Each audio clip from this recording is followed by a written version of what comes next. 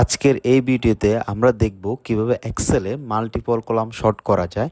এই জন্যই আমি এখানে এক্সেল শিটটাতে আমি কিছু ক্লাস নেম, বুক নেম এবং কিছু বইয়ের দাম নিয়েছি।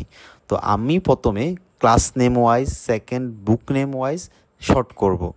ক্লাস নেম ওয়াইজ শুধু সর্ট করি, ফিল্টারে ক্লিক করে অ্যাসেন্ডিং অর্ডারে ক্লাস নেমটা সর্ট করি।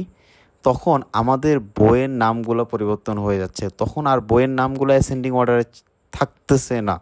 আমি চাচ্ছি আমার ক্লাস নেমগুলো অ্যাসেন্ডিং অর্ডারে থাকুক কিংবা ডিসেন্ডিং অর্ডারে থাকুক, এবং বইয়ের নামগুলোও অ্যাসেন্ডিং অর্ডার কিংবা ডিসেন্ডিং অর্ডারে থাকুক।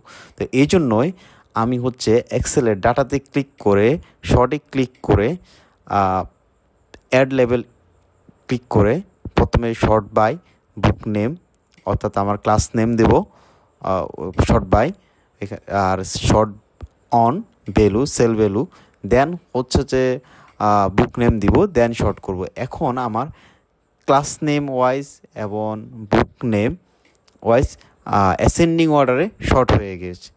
তো আজকের ভিডিও এই পর্যন্ত। আসসালামু আলাইকুম।